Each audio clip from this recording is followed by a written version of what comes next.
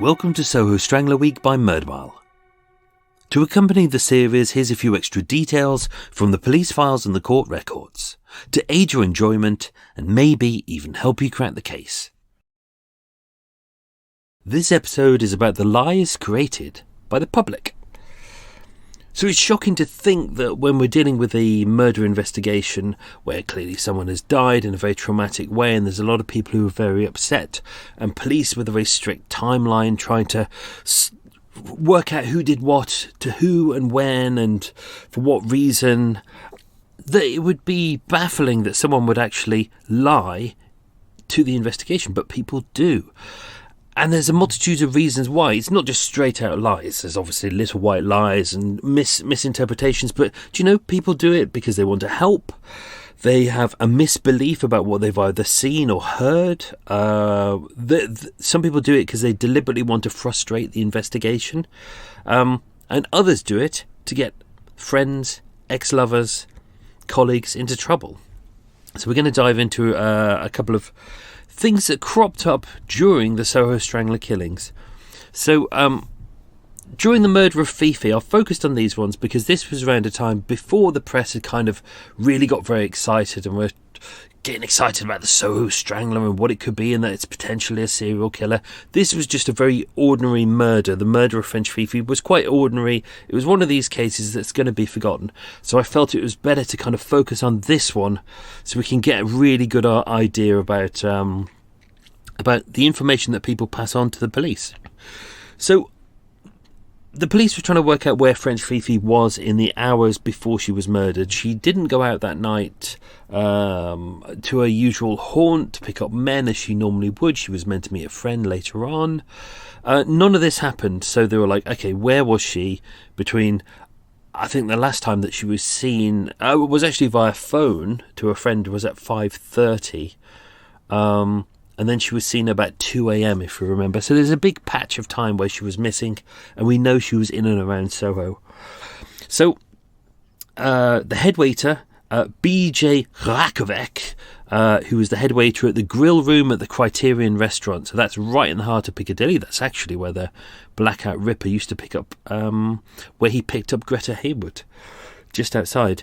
So he said that he saw a woman he believed was French Fifi on Sunday the 3rd of November at 11 p.m. with two women who he believed were French. Now there's a problem here in the fact that when he sat down with the police and gave his statement, he admitted that he didn't know Fifi at all, he'd never met her before, and he only believed that the women were French. So that makes this really, really awful witness statements, but unfortunately the police have to take all of these witness statements and deal with them properly, just in case anyone makes a mistake and they miss something crucial. He states that she arrived at 11 p.m, left after 30 minutes, and then she returned at 3:30 a.m. Now let's not forget that the timeline does state that she was almost certainly dead by that point, so we know this almost certainly isn't French Fifi, but has to be taken seriously. The police in their reporting did say they did not believe this was her, the time of death was wrong. But unfortunately, this head waiter, I don't think he did it because he wanted attention. That's another reason why people may do it. I think he did it because he wanted to be helpful. He saw her picture. He thought he saw another. Don't forget, eyewitness statements are only about 30% accurate, and which we'll get to in the section that we do on witness statements. I'm going to go through all the people in the French Marie case and all the people who said that they saw Norman Stephenson, and we know what Norman Stephenson looks like, and then we're going to go through every detail about what everyone saw that day. And it's fascinating to have a look and see what 20 people in the same room looking at the same man in good daylight, without being distracted by anything going on, how their details can be so entirely different.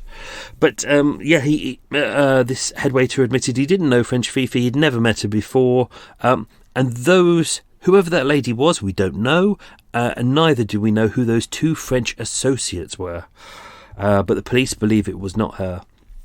Now, if you remember back in the French Fifi case, We had Sidney Bloom, real name Sidney Blumenthal, of Water Lane in Stratford, and he was a supplier of preventatives. That was the word they used for contraception back then. These were the kind of really, really thick, heavy-duty rubber condoms that were so thick you really couldn't feel anything if you were using them, apparently. He would be the supplier of contraception to prostitutes in and around the Soho area, obviously making good money off that as well. He volunteered the information that he'd known her since 1922, and that she was called Fifi Martin, which, well, most people knew her as Fifi Martin. This was also reported in the press as well, but it's likely that he would have known her anyway as a supplier of contraception. He said he last saw her between 9:15 p.m. and 10 p.m, which is around the period that she was missing, but don't forget that was also reported in the press. He said he saw her on Sunday the 3rd of November on Regent Street, but technically just on the side bit by Glasshouse Street, which we know was her patch where she would pick up men. Given his job, he would have known that anyway, and that he saw her get off with a client. Now, the police wouldn't believe that he was telling the truth with this, even though everything kind of matches up. The timing is right, the place is right, he knows her. It would make sense. If there was any other moment, you would kind of just say, this is a fantastic piece of information, he's a reliable person. But the problem is, because he had a court date brewing, he actually volunteered his services to the police. He went straight to the police station, and he opened the discussion with mentioning the fact that he's got an upcoming court case and he wanted to be of some help, which obviously is code for I will give you some information, and in return you will mention to the magistrate that I've been helpful, therefore I won't get a heavy sentence for the crimes that I've committed. 24th of November 1936, the Daily Herald stated, a man, i.e. Sidney Bloom, who was said to have offered to assist the police in their inquiries in the murder of Josephine Martin, was sent to prison. Sidney Bloom, 36, a hawker, committed for sentence at Bow Street on the charge of being an incorrigible rogue. Oh, bring back that sentence, that is fantastic. Charged with being an incorrigible rogue, received 4 months hard labour. Bloom had 9 previous convictions. They would state, there is no doubt that this man is connected with all of the criminals in the West End, said an officer. He has on several occasions come to the police station offering information.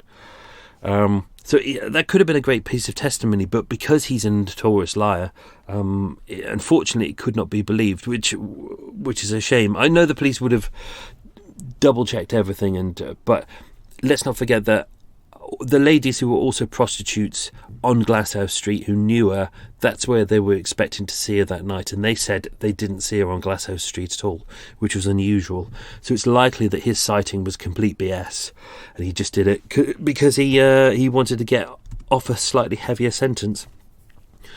Also with French Fifi, this happens quite a lot, where people want to be really helpful and they'll send an anonymous letter to the police. So with French Fifi, if you remember back to part 1, one of the possible suspects was her brother. He was a dancer, inverted commas, not particularly good with money. She was constantly funding him.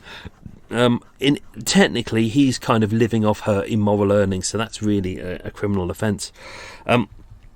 Terrible with money. Now, the police received a letter dated the 9th of November 1935, so just 5 days after the murder. I won't read the whole of the letter. Many parts of it are correct, and for the police it had some credibility, but they would go in and it was just too vague, unfortunately. It would start, "Sir, I have important information to give you, but I cannot sign my name. French Fifi, who has been murdered, has a brother by the name of French Albert."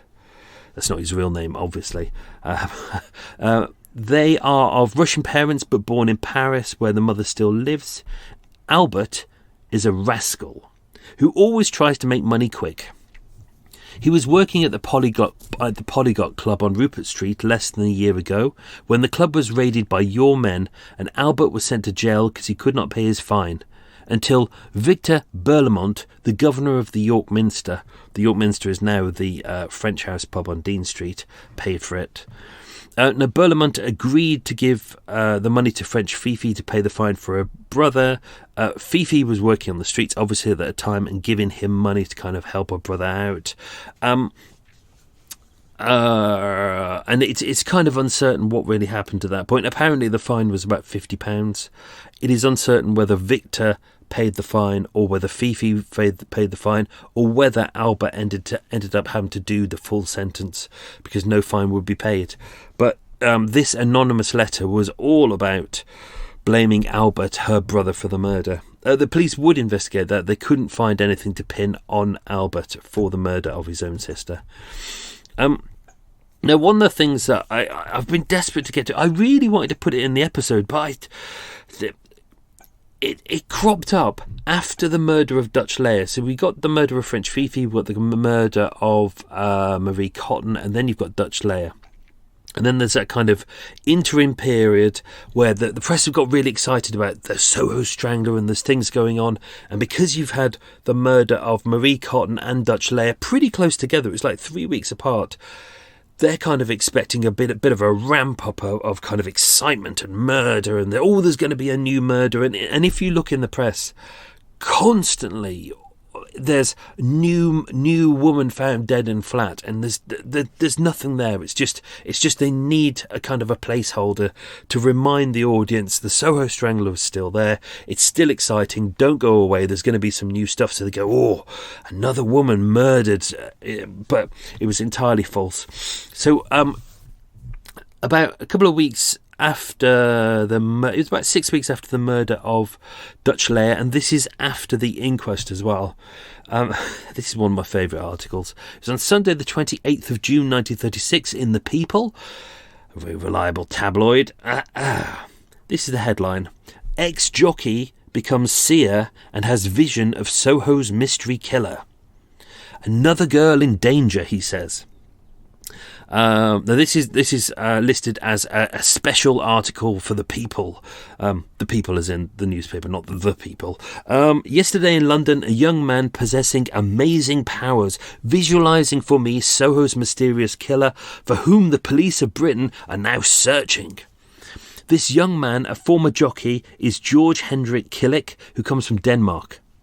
Quite by accident, he discovered that he possessed a strange power of vision called psychometry, the ability to hold objects or photographs and describe the circumstances, appearances and characters of the owners or subjects.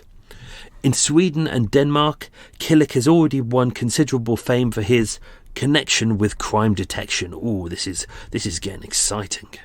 Now, the reporter from The People gave him a photo of Dutch Leia so he could touch it and he could go, oh, yeah, like if you've seen The Dead Zone. I'm sure he did I'm sure there was a sound that went chink, chink, and he had a shock moment, and then he said something amazing and everyone would drop to their knees and were all exciting.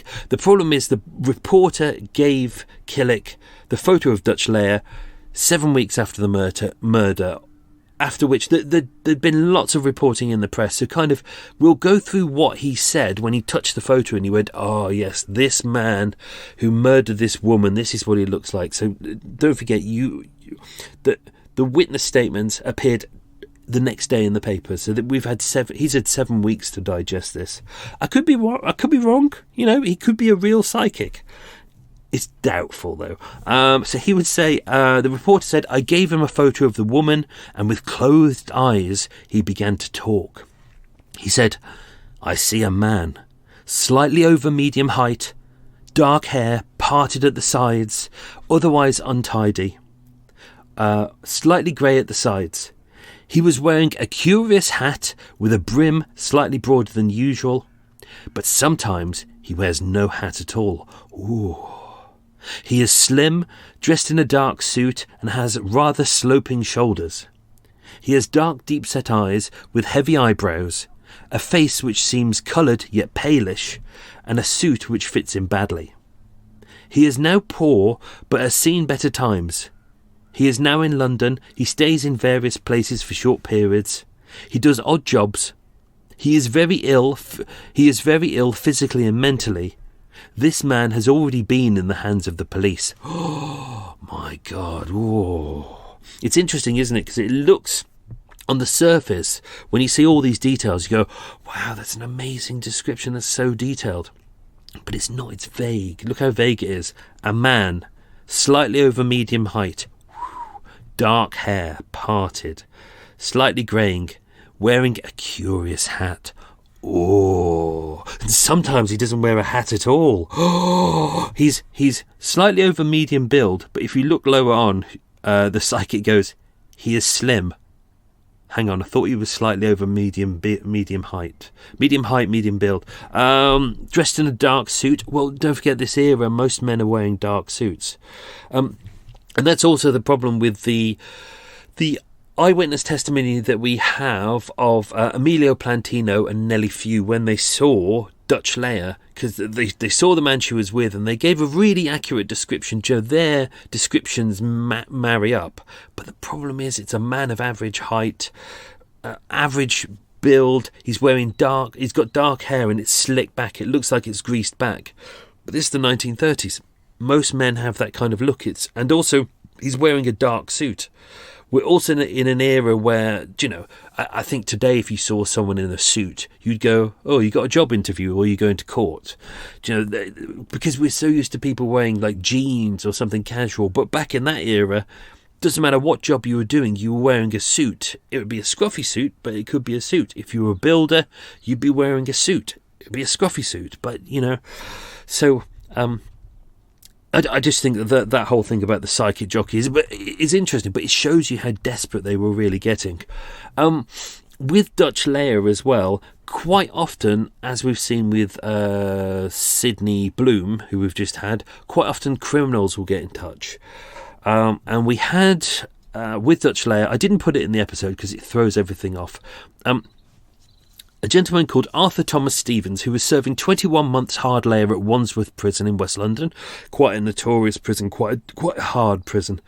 He stated that a fellow prisoner, John Sutton, claims to know who killed Dutch Leia. On the 8th of January 1938, the Detective Chief Inspector interviewed him and stated...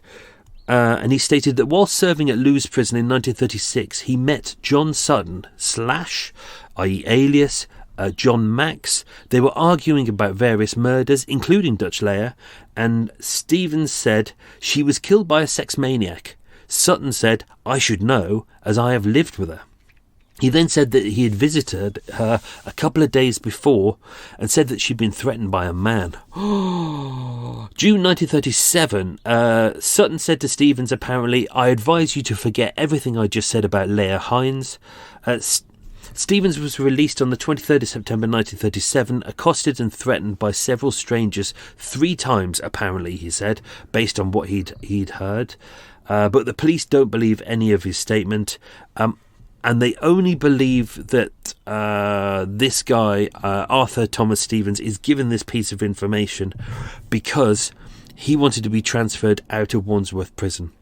Quite often prisoners will do this. They will chat to the police and say, I've got this great information, I'll give you this information, but in return, they can't go as far as to say lower my sentence because the sentence has already been done, but they can say, move me out of this horrible shithole prison, move me somewhere nice. On the 18th of January 1938, John Sutton, also alias Jack Velody, was interviewed, and it was confirmed that he was in prison on the night of the murder. He admitted that he lived with Dutch Leia for 6 days in a flat above G's Fish Restaurant in High Street, Bloomsbury.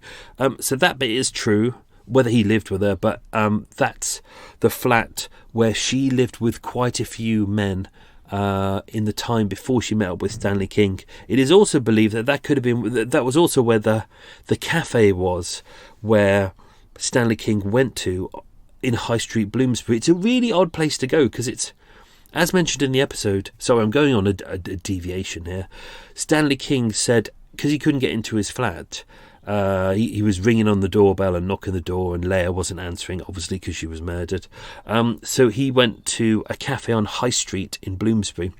But as mentioned in Extra Mile, he'd just come from a coffee shop on Charing Cross Road, which is the next street over. And Jock, who was his friend who actually broke down the door, he went downstairs next door to a cafe which was open, and Jock was in there. So why did he go to High Street in Bloomsbury? High Street in Bloomsbury is about a 3-4 minute walk. It's not a long way away, but why would you do that when this cafe is so close to you? But it's interesting that Dutch Leah actually lived at G's Fish Restaurant, High Street, Bloomsbury. Who knows? Oh, it's starting to rain. Oh, lovely. There we go. And I've left my windows open. Oh, bollocks. Right, I'm going to power through this bit. The police concluded this was... Wind's picking up as well. The police concluded this was little more than idle prison talk, and that these guys were simply doing this just because they wanted to get out of prison, get moved to somewhere better. Now, also, this even happened with French Marie as well. So sometimes, even though people want to be helpful or they just want to interfere, sometimes they just want to get other people into trouble. And this happened in the case of French Marie. So even though the vast majority of the statements that they got from all the other prostitutes, it's amazing, in this era, every time the police would get a statement from a prostitute, there'd always be a reference in there going, well, the prostitutes, so they're born liars, therefore, it can't fully be trusted. Except with the neighbour of French Fifi, the police took her statement verbatim. It was like it fitted everything they wanted, so they took it verbatim. But the other prostitutes were born liars. But unfortunately, as we've seen, it doesn't matter whether you're a prostitute or not. Sometimes people can be liars, and sometimes, if a murder case comes up, people want to get other people in trouble. This person, I'm going to read you their letter. It may not be that she's deliberately trying to cause trouble. It may just be that she has a trauma. There's someone out there walking the streets and she's put the two together, but you'll see that they're not connected at all. So this is a lady called Ethel Whittle, good name, a prostitute on Albany Street, so not too far away from where French Marie was murdered. Letter was sent the statement was taken 13th of July 1938. She wrote, about March 1936 I met Joseph Brooksban in Great Russell Street. Since then I have met him 3 or 4 times a week. At this point she gives all of his details about his wife and his child and his job and his physical description. Now his description is age 36, 5'6", dark complexion, dark black brushback hair, large flattened nose. He is a Jew, but is very often mistaken for Italian. He is quite well spoken with a slight Jewish accent. Now that does not match Norman Stephenson at all, or the suspect as seen outside Dutch Leah's flat, or was last seen with Dutch Leah. It continues, ever since I have known him, he has been subject to some form of fit, which makes him grind his teeth and want to hurt me. I have occasionally spoken about the murder of French Fifi and Marie, and he mumbles to himself and glares. About the time French Marie was murdered, I remember that Brooksban came to my flat one Tuesday afternoon about 6 p.m. He was very strange in his manner and his eyes were glinting. He is a sadist and likes to hurt me and make me cry. Now she gives no details in there about him being with French Marie or meeting her or any reference to her, him attacking French Marie. It's literally, she doesn't like him. He clearly has some kind of epileptic issue. So, but as said in the episode as well, this is what people do. You can see in there that she doesn't like him because he's slightly unusual. She makes reference to the fact that he's Jewish, so picking him out there, he looks quite foreign, and he has a disability as well, which kind of makes him an outsider, which is unfortunately what a lot of people seem to do with any of the suspects. Anyone they didn't like, anyone they were like, oh, I'm worried about that guy, he looks a bit weird, they instantly become a suspect. This is something that I kind of saw a lot. You see it in a lot of police files when I'm kind of going through the original court records, but mostly the police files. I would say at least a fifth of the police file is letters from people who are desperate to, inverted commas, air quotes, help the police, but really they're not. Really, they either want to get someone in trouble or they believe they've seen something, and it's incorrect, it's lies, it's misinterpretation of the facts. But the police have to take it really seriously, just in case they end up missing something, in case they end up dismissing a key piece of information that could be important. So even though they know it's complete BS.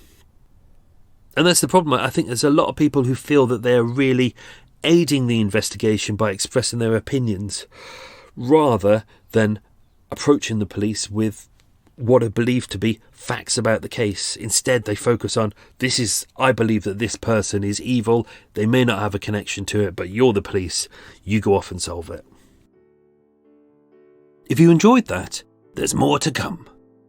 Your regular episodes of Murder Mile will return on Thursday the 27th of April, or a few days earlier via Patreon.